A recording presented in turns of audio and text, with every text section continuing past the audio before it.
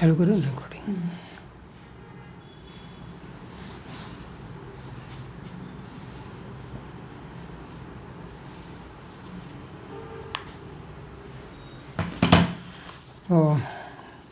श्लोक बड़ा अच्छा है। वो प्रार्थना वाला मंत्र एक बार हम सब पढ़ेंगे। ओम पूर्णमद पूर्णमिदम, बोलिए सब। पूर्णमद पूर्णमिदं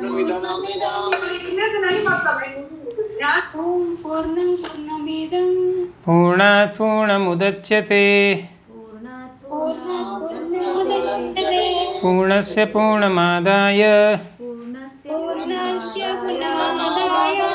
पूर्णमेवावशिष्यते पूर्णमेवावशिष्यते। ईशावास्यमिदं सर्वं ईशावास्यमिदं सर्वं यत्किञ्च जगत्यां जगत् यत्किञ्च जगत्यां जगत् तेन त्यक्तेन भुञ्जिता तेन त्यक्तेन भुञ्जिता मा गृधः कस्य स्विद्धनम्। मा गृधः कस्य स्विद्धनम्।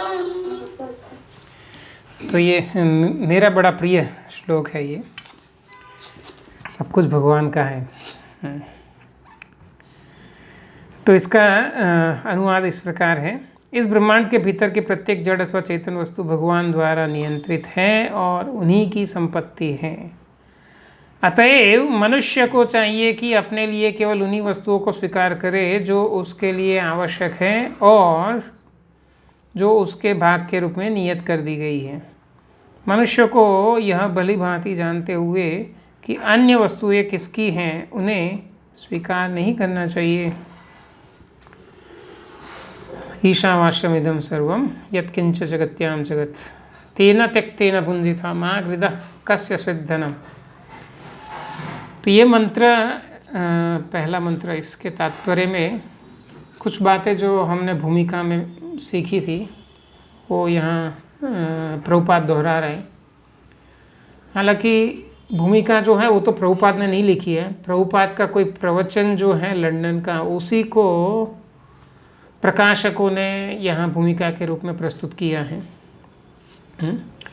तो जैसा वहाँ पर हमने सीखा था वेद क्या है, तो वो विषय यहाँ संक्षिप्त में प्रभुपाद फिर से रिपीट कर रहे हैं।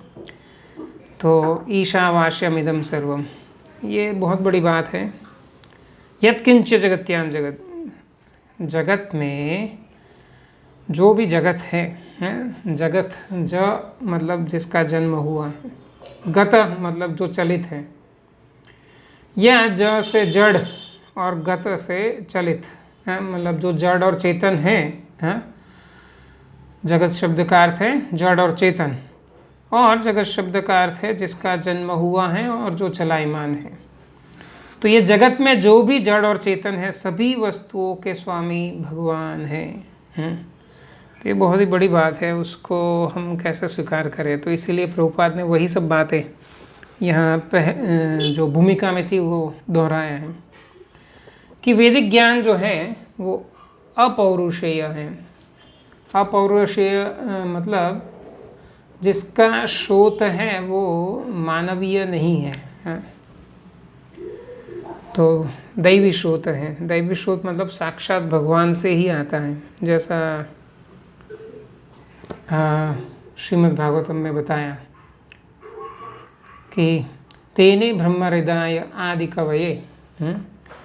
तो सृष्टि के प्रारंभ में भगवान ने ब्रह्मा जी को यह वैदिक ज्ञान है वो दिया था। क्योंकि ये वैदिक ज्ञान है वो किसी मनुष्य की सीमित बुद्धि की उपज नहीं है और इसीलिए परम पूर्ण है, क्योंकि वो पूर्ण से आता है। तो भगवान पूर्ण है और इसीलिए भगवान से आने वाला जो ज्ञान है वो भी पूर्ण है। तो जैसे वो 4 त्रुटियों की हम बात किए थे कि जीव मात्र में 4 त्रुटियां पाई जाती है, भ्रम, प्रमाद, विप्रलिप्सा, कर्णपटल। हम भ्रमित होते हैं, हम दूसरों को ठगते हैं, या हम दूसरों के द्वारा ठगे जाते हैं और हमें दूसरों को धोखा देने की वृत्ति होती है और हमारी इंद्रियां अपूर्ण होती हैं और हम गलती करते हैं। भ्रम प्रमाद, भ्रम मतलब हम भ्रमित होते हैं, प्रमाद मतलब हम गलती करते हैं, विप्रलिप्सा मतलब दूसरों को ठगने की वृत्ति, और कर्णपटल मतलब हमारी इंद्रियां अपूर्ण हैं। तो ये 4 त्रुटियाँ हैं जीव मात्र में पाई जाती है। केवल मनुष्य नहीं, सारे जीवों में यह 4 त्रुटियाँ पाई जाती हैं। और क्योंकि भगवान हैं, हम में से एक नहीं हैं, और इसीलिए भगवान में ये 4 त्रुटियाँ नहीं पाई जाती, और इसीलिए भगवान का जो ज्ञान है वो पूर्ण होता है, उसमें कोई त्रुटि नहीं होती है। तो ऐसे लोग तो ऐसा कहेंगे कि कृष्ण या राम हैं वो कोई महान व्यक्ति थे, हैं कुछ वर्षों पहले हुए थे। कोई कहते हैं 5000 वर्ष पहले, कोई कहते हैं 7000 वर्ष पहले। तो भगवान राम के विषय में तो 7000 ऐसे लोग कहते हैं। लेकिन हम ऐसे जिनकी बातों में मतभेद हो, ऐसे लौकिक बुद्धि वाले लोगों के अलग अलग मतों को कैसे स्वीकार कर सकते हैं? क्योंकि अनेकों विद्वान हैं जो भगवान राम कब हुए थे उसकी तिथि निर्धारित करते हैं। और आश्चर्य की बात है कि ये कहने के लिए बड़े बड़े विद्वान हैं, वो आपस में ही एक दूसरे से विवाद करते रहते हैं। तो सब हैं अलग अलग तिथि बताते हैं, अलग अलग काल बताते हैं।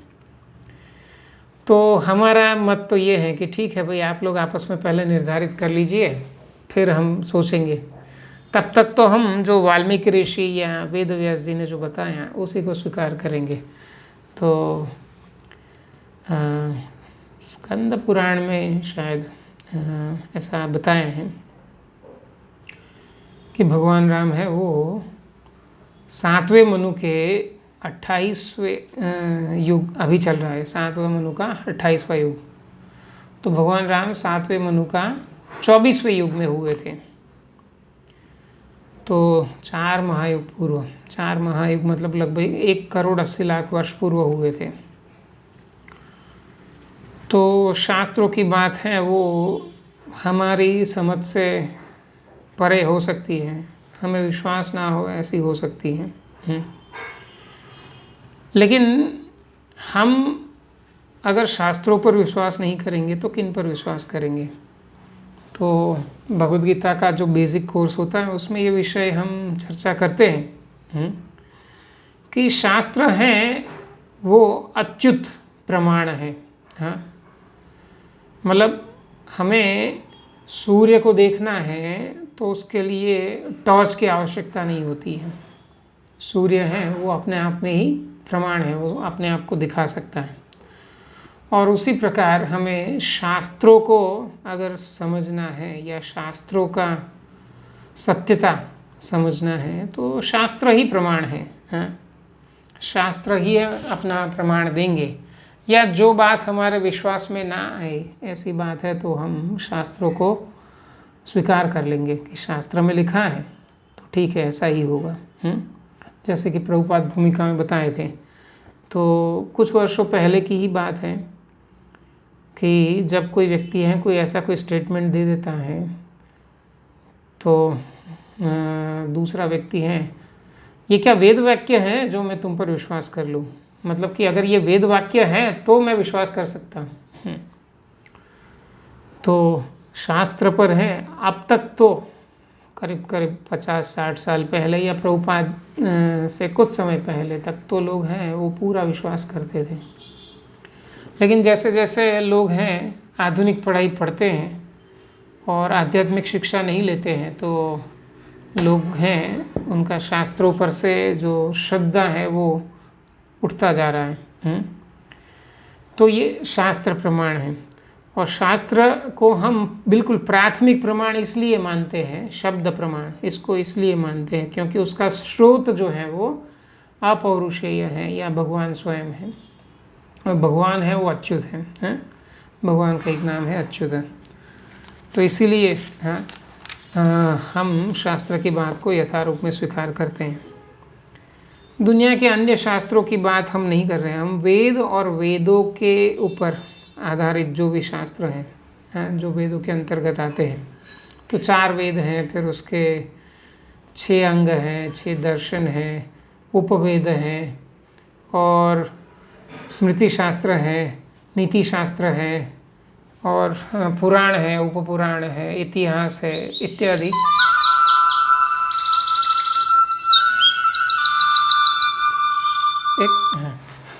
हरे कृष्ण। क्लास चाले છે કામિની, તમે અટેન્ડ કરી શકો? हाँ, क्षमा करें।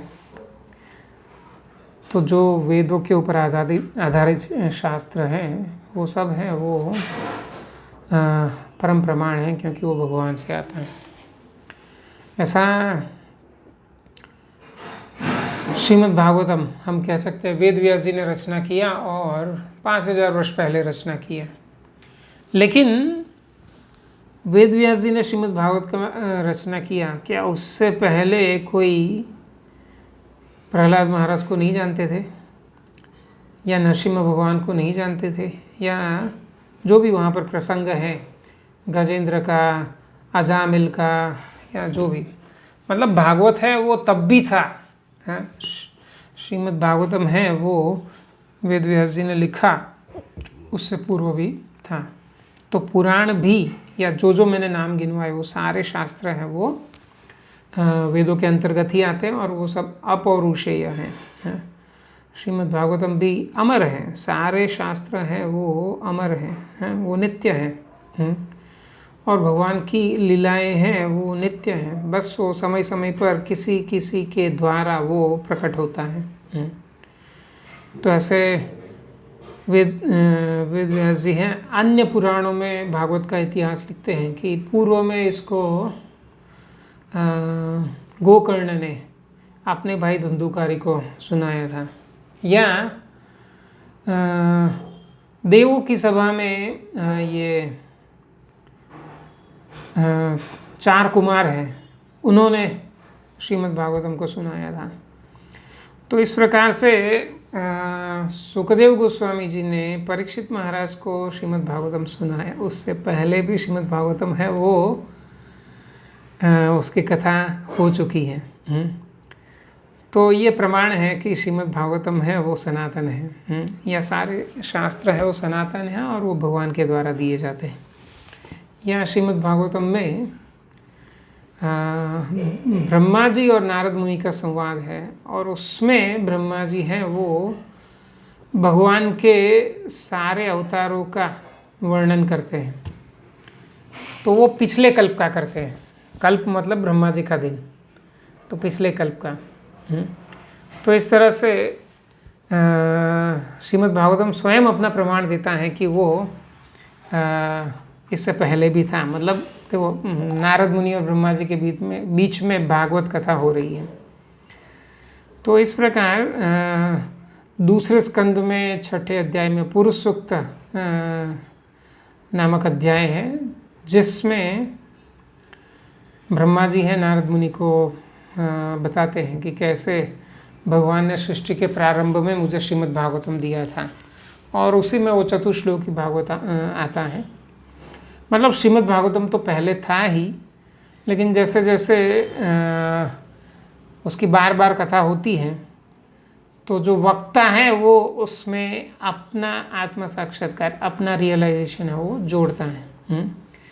तो हम जो श्रीमद् भागवतम पढ़ते हैं, देखो वेद व्यास जी ने लिखा होगा, लेकिन वेद व्यास जी के लिखने के बाद, रचना के बाद में उन्होंने सुखदेव जी को पढ़ाया, और सुखदेव जी ने बाद में परीक्षित महाराज और अन्य ऋषियों को पढ़ाया।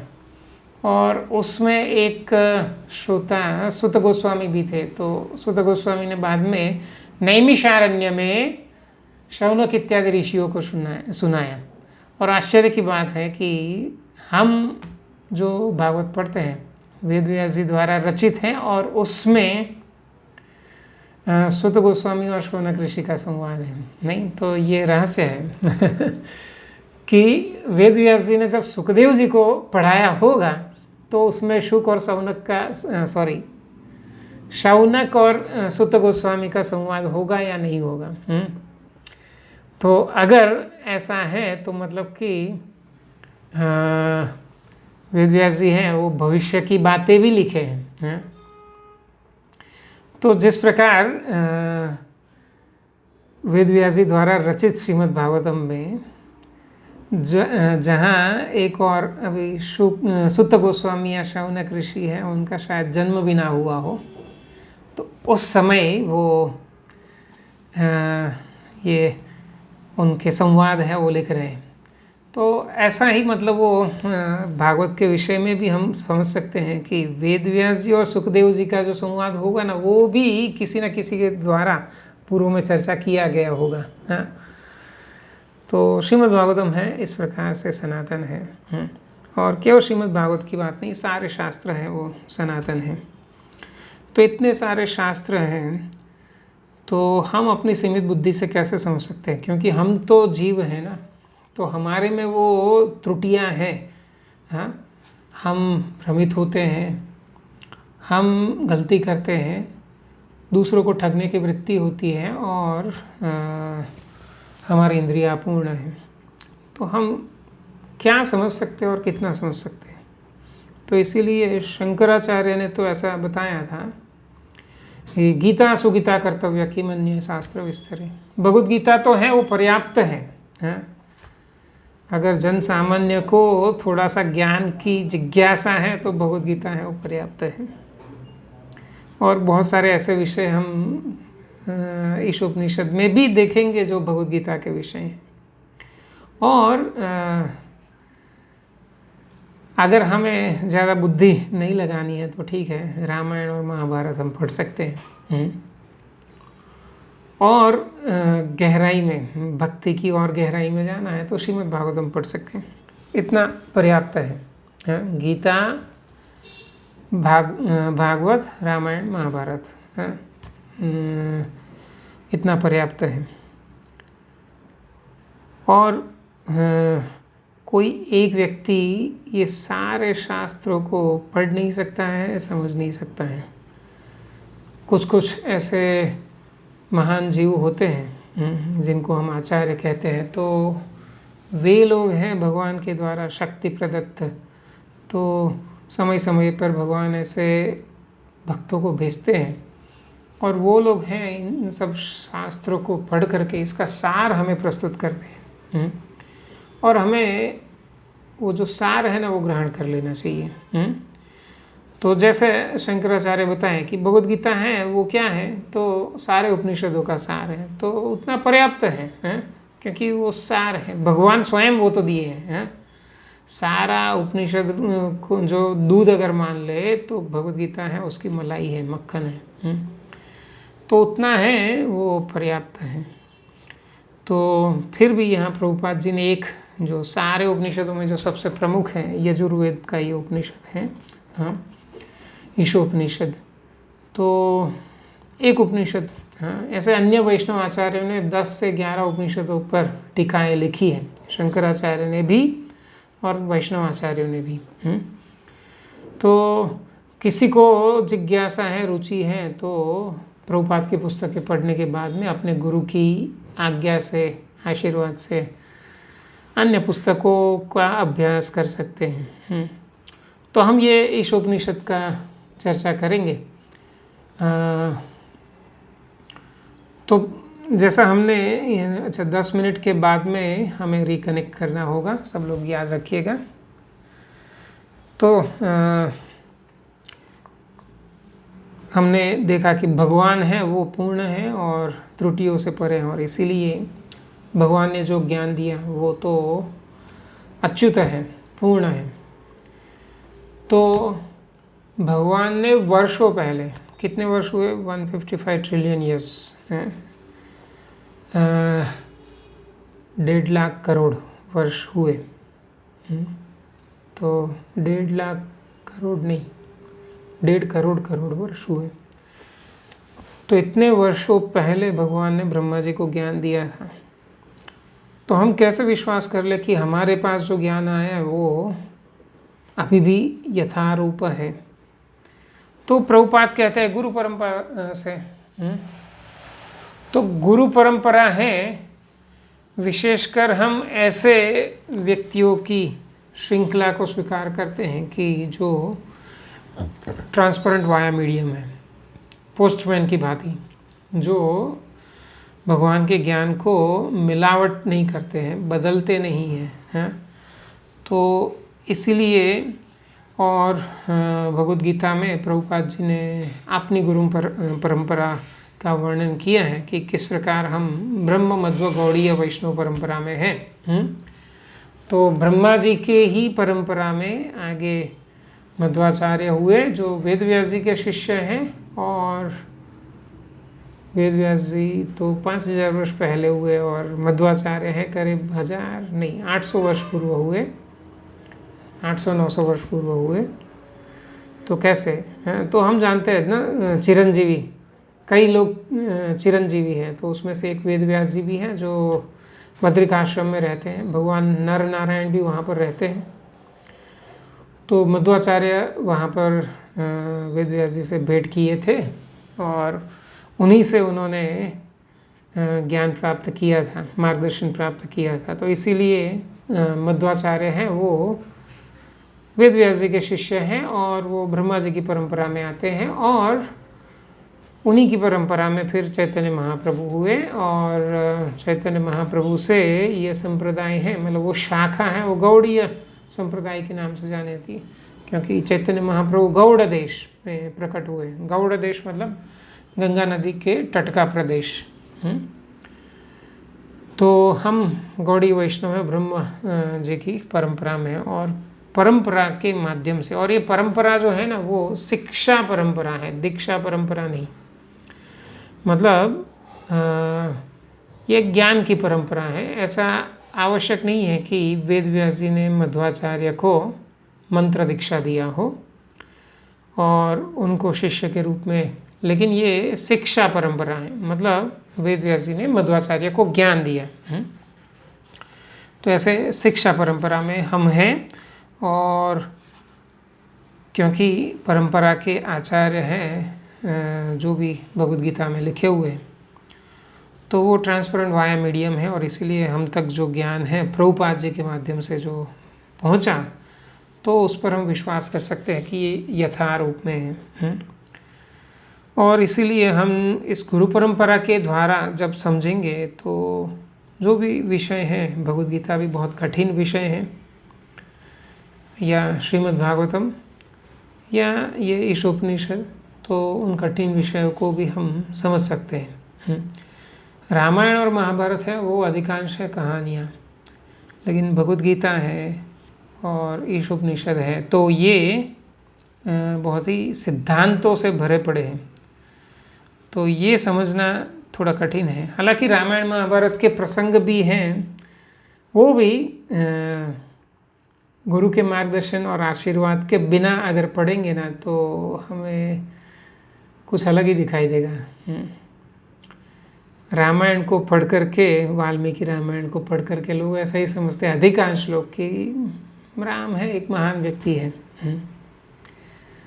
तो भगवान नारायण स्वयं नहीं है, ऐसा लोग निष्कर्ष निकालते हैं। जबकि सारे आचार्य, यहाँ तक कि वेद व्यास जी भी जब जब वो रामलीला का वर्णन करते हैं तो भगवान राम को वही परम भगवान विष्णु के ही अवतार के रूप में बताते हैं। योगानुयोग में अभी 3 रामायण पढ़ रहा हूँ। महाभारत जो पढ़ते हैं उसमें भी मार्कंडेय ऋषि पांडवों को रामायण सुना रहे हैं, और वाल्मीकि रामायण तो हम पढ़ते ही हैं, और मैं श्रीमद् भागवतम में अभी 9वें स्कंद 10वां अध्याय पढ़ रहा हूँ, तो उसमें भी रामलीला है, और वहाँ पर भी वेद व्यास जी है, वो भगवान राम लक्ष्मण भरत शत्रुघ्न चारों हैं वो भगवान विष्णु ही है, ऐसा वेद व्यास जी बताएं। तो ये परंपरा से ही हम समझ सकते हैं कि कैसे भगवान है वो साकार है, एक व्यक्ति है। तो ऐसे ईशोपनिषद में भी एक ऐसा मंत्र आएगा, ऐसे 2-3 मंत्र हैं कि जिससे हमें ऐसा कन्फ्यूजन हो साकार या निराकार, लेकिन प्रभुपाद के तात्पर्य है वो हमें स्पष्ट कर देंगे। तो प्रभुपाद हैं यहाँ पर अभी उदाहरण देते हैं कि यहाँ जैसे बताया ईशावास्यमिदं सर्वम, भगवान है वो स्वामी हैं, तो पूरे संसार को वो नियंत्रित करते हैं। आवास्यम मतलब नियंत्रित करते हैं। भगवान है वो पूरे जगत के स्वामी हैं और पूरे जगत को, जड़ और चेतन सबको नियंत्रित करते हैं। तो कैसे? तो एक सामान्य उदाहरण है, हम छोटा सा दीपक भी जलाते हैं तो उसकी रोशनी है, प्रकाश और गर्मी है वो चारों ओर फैलता है। छोटा सा दीपक। तो भगवान तो परम शक्तिमान है। हाँ, और ऐसे दीपक से भी बड़ा उदाहरण सूर्य का है। तो सूर्य है वो अरबों किलोमीटर दूर होने के बावजूद, हाँ, उसका प्रकाश और गर्मी है यहाँ तक हम तक पहुँचता है, और हमसे भी दूर के जो ग्रह हैं वहाँ पर भी पहुँचता है। तो भगवान है वो तो अनंत सूर्यों को प्रकट करने वाले हैं। तो उनका भी शक्ति है, वो इस तरह से पूरे संसार में व्याप्त है और इस तरह से वो पूरे संसार को नियंत्रित करते हैं। और भगवान में वो षड ऐश्वर्य पूर्ण रूप में होते हैं। ऐश्वर्य से समग्रस्य वीर्यस्य यशः श्रिय ज्ञान वैराग्यश्चैव षण्णं भग इतिंगण। मतलब शक्ति, सुंदरता और संपत्ति 300, फिर ज्ञान, वैराग्य और कीर्ति। ये षड ऐश्वर्य से भगवान पूर्ण होते हैं। तो हालांकि हम संपत्ति के स्वामी, तो निश्चय ही हमसे तो अधिक ही होगा, लेकिन बिल गेट्स या मुकेश अंबानी या अभी लेटेस्ट कौन है, टेस्ला का मालिक जो भी है, तो उन सब से भी भगवान धनी है। नहीं, ऐसा नहीं। ये श्लोक का मतलब ही यही है कि वास्तव में मेरा भी जो, ऐसा नहीं कि भगवान मुझसे ज़्यादा धनी है, अपितु मेरा भी जो धन है उसके स्वामी भगवान है। ईशावास्यमिदं सर्वम। हाँ, यत् किंच जगत्याम जगत, जगत्याम मतलब ये जगत में, जगत जड़ और चेतन, तो ये जगत की हर जड़ चेतन वस्तु है, हाँ, उसके स्वामी है, हाँ, ईश्वर भगवान, और वो ही सबके नियंता भी है। हाँ। तो 1 मिनट बाकी है, फिर सब रिकनेक्ट कीजिएगा। तो भगवान के ये षड ऐश्वर्य में से एक ऐश्वर्य की बात की कि सारे संसार का जो धन है सभी के पास, तो वो सब धन भी भगवान का ही है। तो ये श्लोक का जो विषय है उस पर बाद में आएंगे। यहाँ पर प्रभुपाद हैं, कुछ और भी उदाहरण बताते हैं, तो उस पर चर्चा करेंगे। अगला भगवान ऐसे बताते हैं कि भगवान के अलावा वास्तव में कोई स्वामी है ही नहीं।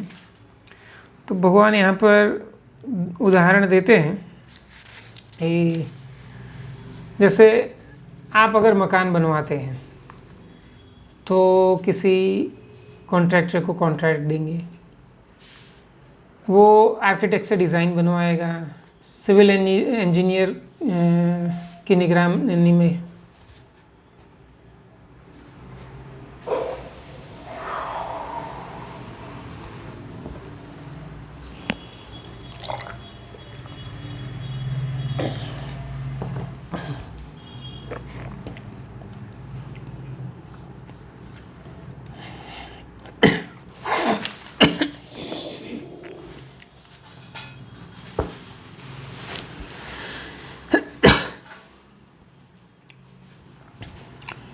हरे कृष्ण कृष्ण कृष्ण हरे हरे, हरे राम राम राम हरे हरे, हरे कृष्ण कृष्ण कृष्ण हरे हरे, हरे राम राम हरे हरे। तो प्रभुपाद यहाँ ये उदाहरण दे रहे हैं कि हम जब मकान बनवाते हैं तो कॉन्ट्रैक्टर वो आर्किटेक्ट को ले आता है, सिविल इंजीनियर को ले आता है, फिर कारीगर को ले आता है, मज़दूरों को ले आता है। और कुछ व्यापारियों से हम सामान भी खरीदते हैं, सीमेंट, रेती, कपची वगैरह, ईंटें, पत्थर, पानी। तो ये सब जो लोग मकान बनाते हैं, कड़िया मजदूर है या आर्किटेक्ट है या सिविल इंजीनियर या कॉन्ट्रैक्टर, वो लोग मकान को बना रहे हैं, लेकिन वो मकान के ऊपर अपना स्वामित्व नहीं जता सकते। हाँ, क्योंकि मकान हमने बनवाया है, हमने पैसा दिया है। तो इसीलिए वास्तव में स्वामी वो है जिसने पैसा खर्च किया। तो ये संसार भी इसी प्रकार से सभी जीवों का कुछ न कुछ योगदान होगा।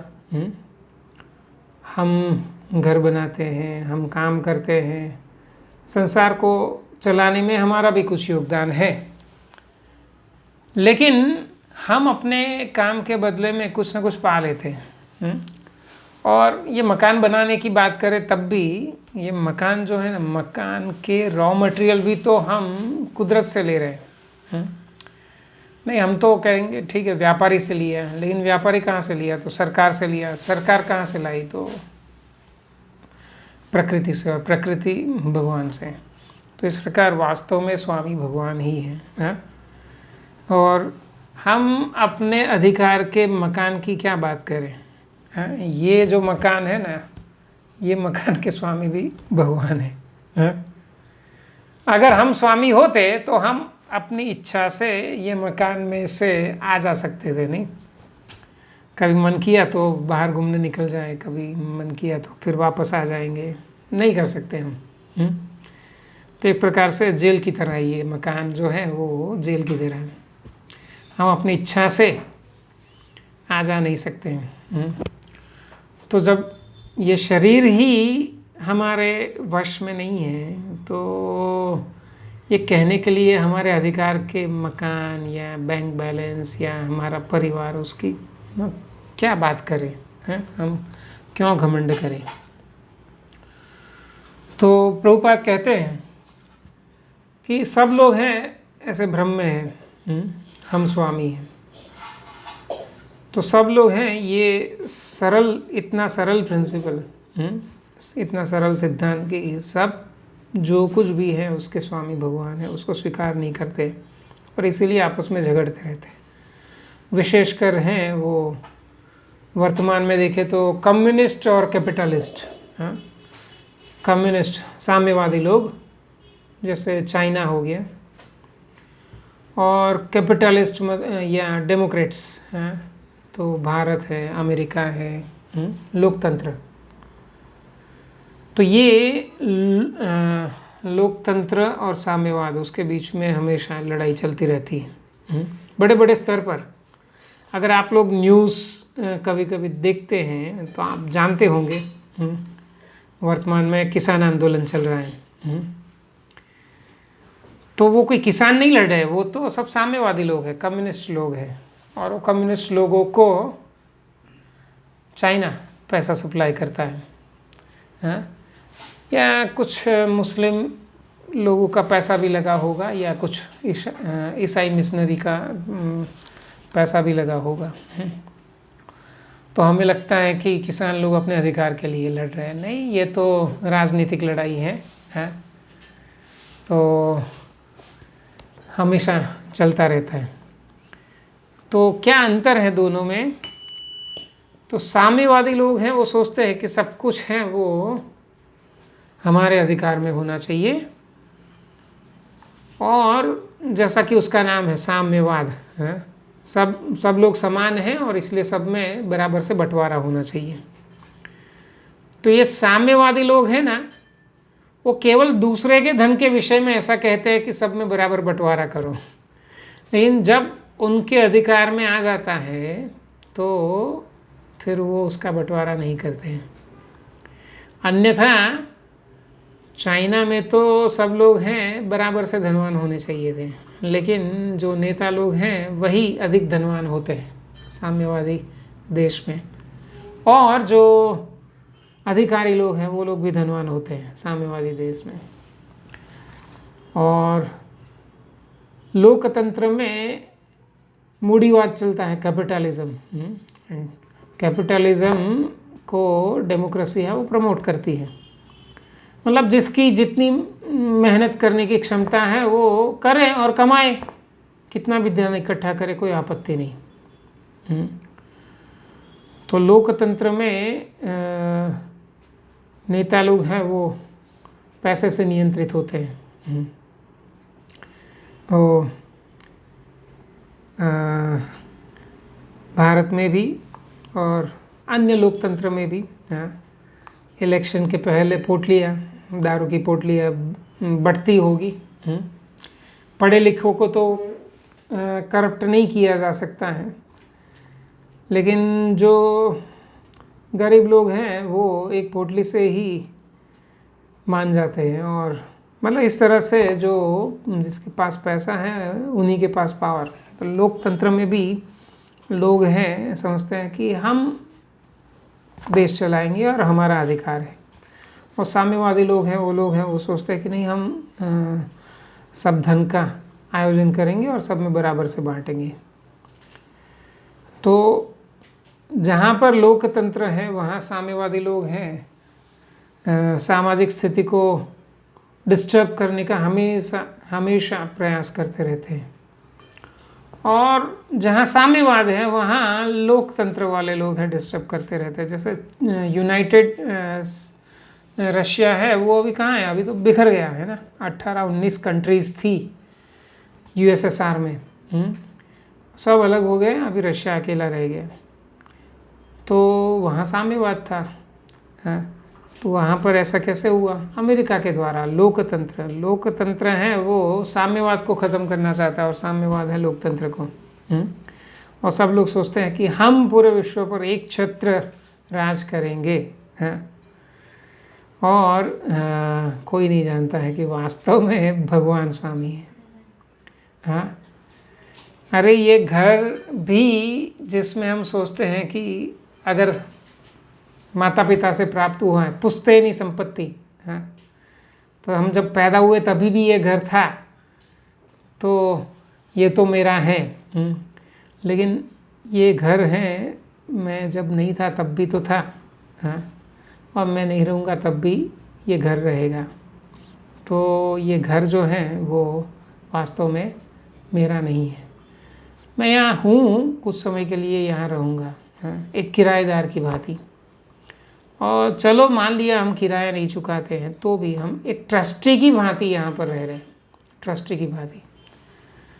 हमें हमारे पिताजी से मानो विरासत में मिला, तो हम अपने बच्चों को ये देकर जाएंगे, ट्रस्टी की भांति। लेकिन ये जो भावना है हमें किसी से मिला है और हमें किसी को देना है, उसको संकुचित नहीं रखना है, हाँ, उसको विशाल रूप में देखना है। तो कैसे? तो ईशावास्यमिदं सर्वम, हाँ, सब कुछ तो भगवान का है।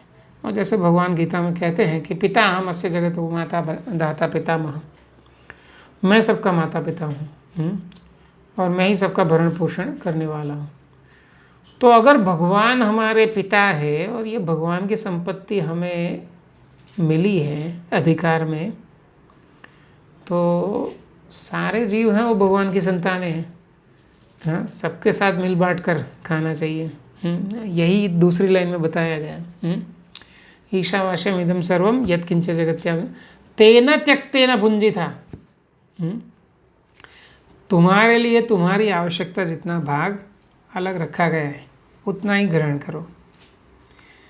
और मा गृध कस्यचित् धनम, दूसरे के अधिकार की वस्तुओं को हड़प करने की वृत्ति ना रखो। तो अगर ना हम मिडिल क्लास लोग, तो एक वर्ग है जो बहुत गरीब होता है, उनसे तो हमें अधिक मिला है, या कुछ धनवान लोग हैं बड़े बड़े इंडस्ट्रियलिस्ट हैं या नेता लोग हैं, उनको हमसे भी बहुत अधिक मिला है। तो एक तो ये कि भगवान है ना, सबकी आवश्यकता जितना सबके लिए देते हैं। चींटी के लिए कण देते हैं और हाथी के लिए मन मतलब 20 kg। तो हाथी के लिए 100-200 किलो रोज का खाता है, तो उतना भगवान ने व्यवस्था किया, और चींटी के लिए कण की भी व्यवस्था किया है।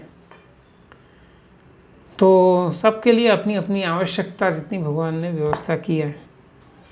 लेकिन फिर भी मनुष्य समाज में भी, जहाँ पर सबका शारीरिक कद तो समान ही है, मुकेश अंबानी और हमारा तो शारीरिक कद मतलब ऊंचाई, वजन सब देख लो तो लगभग बराबर ही होगा। तो फिर ऐसा कैसे कि उनकी आवश्यकता अधिक है? नहीं, कुछ लोग जो पुण्यशाली होते हैं पूर्व जन्म में, तो उनको भगवान ट्रस्टी के रूप में बहुत ज़्यादा देते हैं कि वो उस धन का बाकी लोगों में सही से बंटवारा करेंगे। तो ये हमारा वैदिक अर्थनीति है, अर्थशास्त्र है, या चाणक्य नीति भी यही कहती है कि धन है वो स्थिर नहीं हो जाना चाहिए किसी अमीर व्यक्ति के तिजोरी में। धन है हमेशा घूमता रहना चाहिए। तो ऐसे बड़े बड़े प्रसिद्ध उदाहरण हुए हैं, रंतिदेव, निमि महाराज, नहीं शिबी महाराज या रघु महाराज, ऐसे बड़े बड़े दानी हुए, कर्ण, ऐसे बड़े बड़े दानी हुए। तो ये लोग जो हैं हालांकि राजा हैं और अच्छा खासा कर भी वसूलते हैं प्रजा से, लेकिन फिर वो धन है वो फिर प्रजा के कार्यों में उसका व्यय कर देते हैं। यज्ञ करेंगे, दान दक्षिणा देंगे, या समाज के लिए नगर में जो भी निर्माण कार्य वगैरह होता है तो उसके लिए उपयोग करेंगे। और ये केवल राजा की बात नहीं है, राजा तो यद्यदाचरति श्रेष्ठ, भगवान जैसा गीता में बताते हैं कि श्रेष्ठ व्यक्ति जैसा आचरण करेगा पूरा समाज उसका अनुसरण करेगा, क्योंकि समाज में सबसे श्रेष्ठ व्यक्ति राजा है, और इसीलिए राजा अपने उदाहरण से ऐसा आदर्श प्रस्तुत करता है। तो राजा का अनुसरण करते हुए बहुत सारे मंत्री, सेनापति या नगर के बहुत सारे व्यापारी या धनी लोग हैं, वो लोग भी उसी उदाहरण को अनुसरण करते हैं, और वो लोग भी इस प्रकार से धन जो है उसका हमेशा व्यय मतलब खर्च करते हैं। व्यय से मतलब ऐसा नहीं कि गलत जगह खर्च करते हैं, वो धन का समाज के कार्यों में सदुपयोग करते रहते हैं, भगवत कार्यों में उसका सदुपयोग करते रहते हैं। तो ऐसे भगवत कार्य और समाज कार्य जो है ना वो अलग नहीं हो सकता है। अभी ऐसा होता है, रामकृष्ण या स्वामी विवेकानंद है वो ऐसा कहे, नर सेवा क्या नहीं, नर सेवा ही नारायण सेवा, या मानव सेवा ही माधव सेवा है, वो लोग ऐसा कहे, लेकिन वास्तव में माधव सेवा ही मानव सेवा है। यस्मिन तुष्टे जगत तिष्ठे, ये शास्त्र वाक्य है। अगर भगवान को संतुष्ट किया तो उसमें सारा संसार संतुष्ट हो जाता है। महाभारत में युधिष्ठिर महाराज के राजसूय यज्ञ का, या दशरथ महाराज का रामायण में अश्वमेध यज्ञ का वर्णन अगर हम पढ़ेंगे तो इतना भव्य आयोजन होता है कि सारी प्रजा, यूँ मानिए कि पूरी पृथ्वी की प्रजा भी आ जाएगी वहाँ पर, और सबके लिए व्यवस्था है। सबको दान दक्षिणा मिलेगी जो भी इच्छुक है, और सबको भरपेट अच्छा भोजन भी मिलेगा, ऐसे सभी। तो वास्तव में यज्ञ का उद्देश्य क्या है? यज्ञो वै विष्णु, यज्ञ तो भगवान विष्णु के लिए किए जाते हैं। तो यज्ञ है उसके द्वारा हम भगवान की पूजा करते हैं, लेकिन ये तो माध्यम है, और उसी के माध्यम से हम पूरे समाज की आवश्यकताओं की पूर्ति कर सकते हैं। और कोई निर्धन व्यक्ति भी भगवान की भक्ति करेगा तो उसके द्वारा भी वो पूरे संसार को संतुष्ट कर सकता है। तो जब पांडव लोग वन में रहते थे तब तो निर्धन ही थे ना। हाँ, और दुर्वासा मुनि 60,000 शिष्यों के साथ में आए और द्रौपदी के बर्तन में जो ठीक से धुला हुआ नहीं था तो एक भाजी का पत्ता चिपका हुआ था। उसी को भगवान ने ग्रहण किया और 60,000 ऋषियों को तृप्त कर दिया। द्रौपदी ने भगवान को तृप्त करके उसने 60,000 ऋषियों को। तो इसीलिए हम ऐसा भेद नहीं करना चाहिए कि हमें समाज की सेवा की आवश्यकता है। नहीं, हम भगवान की सेवा करेंगे तो हमारा इस्कॉन मंदिर भी देख लीजिए, जहाँ पर भी इस्कॉन मंदिर है वहाँ पर भरपूर प्रसाद वितरण होता है। हाँ, तो कई मंदिर ऐसे हैं कि सुबह से शाम तक चलता रहता है। वृंदावन मंदिर है, पूना मंदिर है, ऐसे कुछ मायापुर है, कुछ मंदिर हैं जहाँ पर ऐसे पूरा दिन चलता है। हमारे वडोदरा इस्कॉन में भी सुबह में भरपेट भोजन होता है और शाम को है वो खिचड़ी प्रसाद होता है। तो 2 समय वितरण होता है। तो देखो, कृष्ण सेवा हो रही है और साथ साथ में मानव सेवा भी हो रही है। लेकिन कृष्ण केंद्र में है, तो कृष्ण की सेवा होगी तो अपने आप है जन सेवा भी हो ही जाएगी। तो इस तरह से ये बहुत बड़ा इकोनॉमिक्स का प्रिंसिपल हुआ है। ईशावास्यम इदम सर्वम। हाँ, मॉडर्न इकोनॉमिक्स है उसमें यह सिखाया नहीं जाएगा। मॉडर्न इकोनॉमिक्स है शेल्फिश लोगों के द्वारा बनाया हुआ है। वो हमारे एक इकोनॉमिस्ट हैं, हाँ, वो वामपंथी है, अमर्त्य सेन। हाँ, और क्योंकि वो वामपंथी है इसीलिए उनको नोबेल प्राइज़ मिला। ज़्यादातर लोग हैं जो दुष्ट लोग होते हैं उनको ऐसे बड़े बड़े पुरस्कार मिलते हैं। क्योंकि सारा जो तंत्र है ना ये राक्षसों के हाथ में है। तो ये अमर्त्य सेन या ऐसे जो भी आधुनिक इकोनॉमिस्ट होते हैं, तो एक तरफ तो हैं वो बड़ी बड़ी बातें करेंगे कि कैसे रोज़गार बढ़ाया जाए, हैं, और लोगों को गरीबी में से बाहर निकाला जाए और कैसे समाज की आर्थिक स्थिति है सुधारी जाए। और दूसरी तरफ है वो बीकॉम में पढ़ाते हैं, यहाँ पर नवगण है बीकॉम पढ़ा हुआ है। तो बीकॉम में मार्केटिंग एक सब्जेक्ट आता है। मार्केटिंग में सिखाया जाएगा गंजे लोगों को भी कंघी बेचो तब आप सही मार्केटिंग वाले हो। गंजे लोगों को कंघी बेचना है। तो किसी भी प्रकार से सामने वाले की आवश्यकता हो या ना हो, घटिया सी चीज़ भी उनको हमें थोप देना है और उनकी जेब का पैसा हमारी जेब में आ जाना चाहिए। तो एक ऐसा इकोनॉमिक्स है कि जहाँ पर लोगों को शोषण करना सिखाया जाता है, दूसरों को मूर्ख बनाना सिखाया जाता है। बिल्कुल ये वैदिक सिद्धांत से विपरीत है। यह हमारा ईशोपनिषद का इकोनॉमिक्स, ईशावास्यम इदम सर्वम, सब कुछ भगवान का है, आप अपनी आवश्यकता जितना लो। और उसका एक सरलतम उदाहरण है, आप चौराहे पर हैं, वो अनाज की बोरी है वो रख दीजिए, उसको खुली रख दीजिए, तो कबूतर आएगा, चिड़िया आएगी, गाय आएगी, सब लोग खाएंगे, पेट भर जाएगा, चले जाएंगे। अगर आदमी वहाँ पर जाता है तो पूरी बोरी उठाकर चला जाएगा। तो ये आधुनिक अर्थशास्त्र है वो ऐसा है, दूसरों का जो कोई विचार नहीं करता है। देखो, भगवान का इकोनॉमिक्स है, ये ईशोपनिषद का पहला मंत्र है। ये जो इकोनॉमिक्स है, एक मनुष्य को छोड़कर सारे जीव उस इकोनॉमिक्स को स्वीकार करते हैं। अपने हिस्से का अपनी आवश्यकता जितना लो और बाकी का छोड़ दो। तो इससे अच्छा उदाहरण और क्या हो सकता है? जानवर भी भगवान के इकोनॉमिक्स को समझते हैं और उसका पालन करते हैं।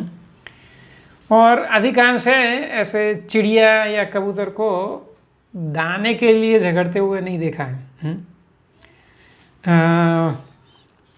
या ऐसे गाय भी अगर कहीं पर कुछ खाना वाना डाला है तो खाने के लिए झगड़ते हुए नहीं देखा। हाँ, कुत्तों को देखा है, वो मनुष्य है शायद उस श्रेणी में आता है कि वो मिल बांट कर नहीं खाएगा, झगड़ कर दूसरों से छीनने की वृत्ति रखेगा और अकेले भोग करने की वृत्ति रखेगा। तो ये हमारा आधुनिक इकोनॉमिक्स है, हाँ, जो हमें अधिक से अधिक असुर बनाता है या कुत्ता बनाता है, हाँ। आप कुत्तों के सामने है ना ढेर सारी रोटियां भी, मतलब वो खा कर के पेट भर ले, उसके बाद भी बच जाए इतनी सारी भी रख देंगे ना, तब भी वो लोग झगड़ेंगे, हाँ। ये मेरा है, तू चला जाए यहाँ से। अगर 2 कुत्ते हैं और 2 के बीच में आप 20 रोटी भी रख दो, फिर भी वो लोग झगड़ेंगे, हाँ। तो मनुष्य का स्वभाव भी ऐसा है। तो ये जो आधुनिक अर्थशास्त्र, ये सरकार जो हमें दुनिया भर की, केवल किसी एक सरकार की बात नहीं है, तो लोगों को ऐसा ही सिखाती है, हाँ, कि आप ठग सको तो ठग लो दूसरों को, और अगर आप नहीं ठगते हो तो लोग आपको ठग ले जाएंगे, हाँ। और दुनिया ऐसे ही चलती है। तो या तो ठगे जाओगे या आपको ठगना है।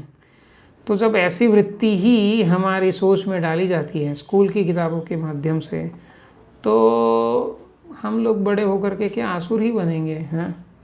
तो ऐसा एक बार असुर लोग हैं, वो ब्रह्मा जी के पास कंप्लेन लेकर गए। ये भगवान विष्णु है ना, वो हमेशा पक्षपात करते हैं, हमेशा देवताओं को फेवर करते हैं और हमें कोई फेवर नहीं देते, हमें मारने का प्रयास करते हैं। तो ब्रह्मा जी बोले मैं आपको कभी दूसरे समय में समझाऊंगा, ठीक है। तो फिर कुछ समय बाद में ब्रह्मा जी ने, क्योंकि ब्रह्मा जी है वो तो सारे जीवों के पिता हैं, तो इसीलिए उनके पास सब लोग आते हैं, असुर लोग भी फरियाद लेकर गए ऐसे। तो बाद में कुछ समय बाद में ब्रह्मा जी ने कोई भोज का आयोजन किया था और सभी लोगों को आमंत्रित किया था और बड़ा पंडाल लगा हुआ था ब्रह्मलोक में, और देवताओं को एक तरफ कर दिया और असुरों को एक तरफ कर दिया। असुर मतलब दैत्य लोगों को एक तरफ कर दिया। तो सबको खाना परोसा गया और वैदिक प्रणाली में ऐसे मतलब सब परोसा जाए, फिर प्रार्थना वार्थना करनी वगैरह। ब्रह्मा जी अच्छी थाली परोसी हुई है तो सब लोग हैं बड़े क्या बोले, सबका मन मुंह में पानी है। ब्रह्मा जी बोले रुको, एक काम अभी बाकी है। आप सबके हाथ यहाँ से बांध दिए जाएंगे, हाँ, तो जिससे यहाँ से ऐसे हाथ मुड़ेगा नहीं, हाँ, ये शर्त है। बिना ये कोनी से बिना हाथ मोड़े आपको खाना है। और फिर ये असुर लोग हैं, तो वो लोग हैं ना ऐसे हाथ से खाना उठाते हैं। अब ये कोनी से मोड़ना नहीं है तो मुंह तक कैसे जाएगा, तो हवा में उछाल रहे हैं। अभी दाल का क्या होगा, कढ़ी का क्या होगा, छाछ का क्या होगा, रोटी सब्जी का क्या होगा, ऐसा उछाल रहे हैं। और उछालते हैं तो किसी के ऊपर जा गिरा, तो वो आदमी है उसको गुस्सा आया तो दूसरे को मारे। मैंने वही आपस में वो खाना बाजू पर रह गया, एक दूसरे के ऊपर गिरा तो लोग आपस में एक दूसरे को मारने लगे और लड़ाई झगड़ा हो गया खूब। तो ब्रह्मा जी आए, क्या हुआ? क्या हुआ? तो बोले हम लोग ऐसे खा रहे हैं तो क्या हाथ तो मुड़ना नहीं है, मुंह में नहीं जाएगा, तो हम उछाल कर मुंह में डालने की कोशिश कर रहे हैं, लेकिन किसी और के ऊपर गिर गया तो इसलिए सब लोग आपस में एक दूसरे को मारने लगे। तो ब्रह्मा जी बोले ठीक है आओ मेरे साथ। वो सबको वो पंडाल में जहाँ देवता लोग बैठे थे वहाँ पर ले गए और दिखाए, देखो। तो देवता लोग क्या कर रहे थे, अपने हाथ से ऐसे निवाला बनाए और अपने बाजू वाले को खिलाया। और वो बाजू वाला है वो निवाला बनाकर उसको खिला रहा है। और मज़े से सब लोग खा रहे हैं, एंजॉय कर रहे हैं 56 पकवान। तो ब्रह्मा जी बोले समझ में आए कि भगवान है, किसी के प्रति पक्षपात नहीं करते हैं। समस्या आप में है, आप लोगों का स्वभाव है कि आप लोग आपस में भी लड़ते झगड़ते रहते हैं और पूरे संसार को आप परेशान करते रहते हो। तो इसलिए आपको ऐसा लगता है, क्योंकि आप दूसरों को परेशान करते हो तो आप भी अपने ही कर्मों से पीड़ित होते हो और आपको लगता है कि भगवान आपको फेवर नहीं कर रहे हैं। तो हाँ, ये ईशावास्यम इदम सर्वम, हम भी ये इकोनॉमिक्स को अगर स्वीकार कर लें तो दूसरों का ख्याल रखना है। हम अपने अकेले का विचार करेंगे तो असुरों जैसा ही हमारा हालत होगा। हमेशा सबके साथ लड़ाई झगड़ा।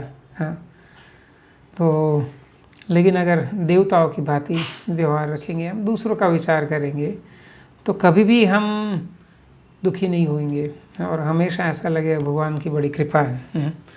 तो ब्रह्मा जी ने हाथ बांध दिया लेकिन कोई समस्या नहीं है, देवताओं को कोई समस्या नहीं है। तो भगवान जो भी स्थिति में रखे प्रसन्न है। और भगवान ने कुछ अधिक दे भी दिया है तो खुले दिल से बांटेंगे। हाँ, खुले दिल से यज्ञ करेंगे या ऐसा उत्सव का आयोजन करेंगे जिसमें भगवान का गुणगान भी हो और लोगों का भी भला हो।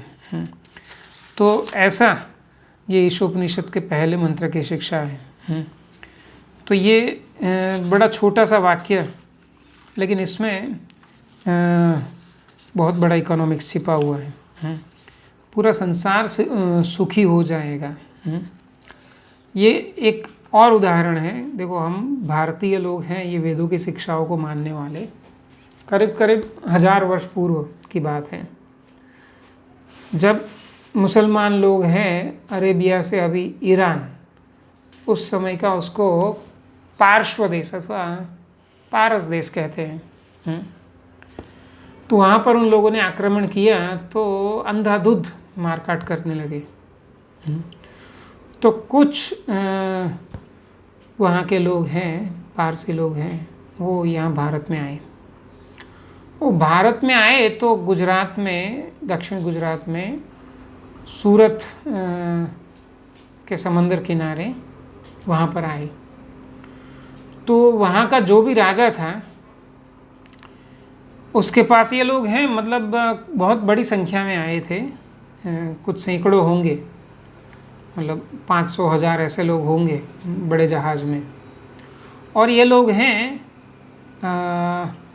वहाँ पर आए और राजा को ऐसा संदेशा भेजा कि हमें आश्रय दीजिए। तो राजा है, उसने शब्दों में उत्तर नहीं दिया, संकेत में उत्तर दिया। उन्होंने क्या किया, राजा ने एक दूध से भरा हुआ कप भेजा। तो जो पारसियों का दूत था उसी के हाथों वो कप भेजा और वो कप है, बोला आप अपने जो मुखिया हैं उनको दिखा देना। तो वहाँ पर वो गए तो वो दूत ने जब दूध से भरा हुआ कप दिखाया तो उनका जो मुखिया था वो संकेत समझ गया कि राजा ने ऐसा कहा है कि मेरे राज्य में कहीं पर भी जगह नहीं है। तो इतने सारे लोगों को मैं आश्रय नहीं दे सकता हूँ। तो वो मुखिया भी बड़ा बुद्धिमान था। उसने क्या किया, दूध में मिश्री मिलाई और दूध को बोला कि जाओ राजा को ये दिखा देना। तो राजा है जो संकेत में बात करने वाला, तो राजा भी बुद्धिमान है। अब ये दूध लेकर वापस आए हैं तो वो भी समझ गया इसमें कुछ तो संकेत होगा। तो राजा है, उसने दूध चखा तो उसने जो भेजा था वही तो दूध नहीं था। हाँ, उसने फीका दूध भेजा था और अब ये मीठा दूध है। तो समझ गया कि जैसे दूध में मिश्री मिल गई ना, ये लोग हैं वो ऐसा कहना चाहते हैं, हम भी उसी प्रकार आप में मिल जाएंगे, उसके लिए आपको हमें कोई अलग से जगह देने की आवश्यकता नहीं है। तो ये हमारे भारतीय संस्कार हैं। हाँ, ये हमारे वेदों के संस्कार हैं। हाँ, ईशावास्यम इदम सर्वम, हम भगवान का ही हैं, तो भगवान की किसी दूसरी संतान के साथ मिल बांट कर खाने में हमें कोई आपत्ति नहीं है। हाँ, हम उदार हैं, और अगर हम नहीं हैं तो भगवान की शिक्षा के अनुसार हमें बनना चाहिए। हाँ, और अगर हम नहीं बनेंगे तो क्या होगा, मृत्यु सर्वहरश्या, हम भगवान गीता में कहते हैं। सब अगर लोग सोचते हैं कि ये मेरा है मेरा है मेरा है, नहीं, कृष्ण का है।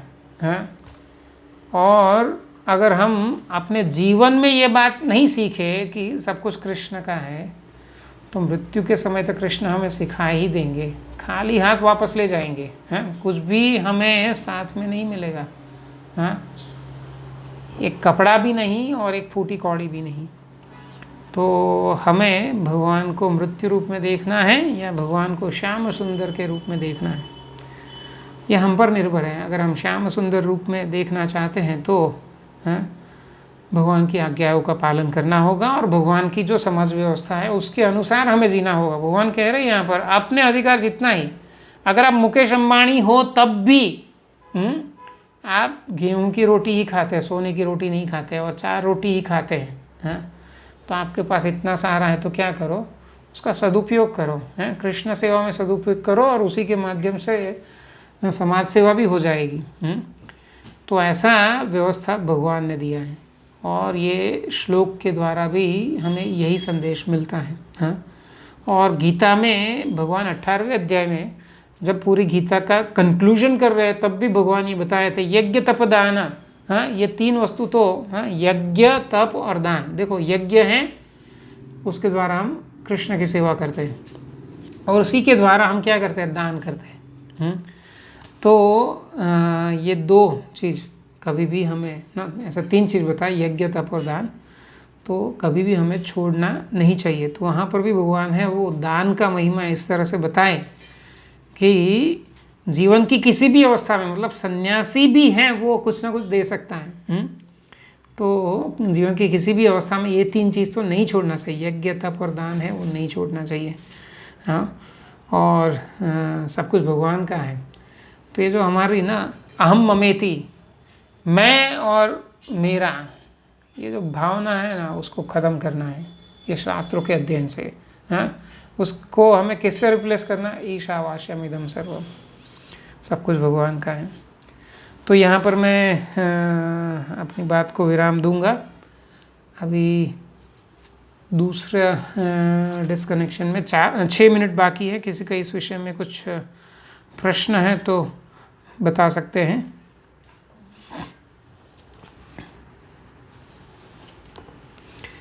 क्या हाँ, हरे कृष्णा।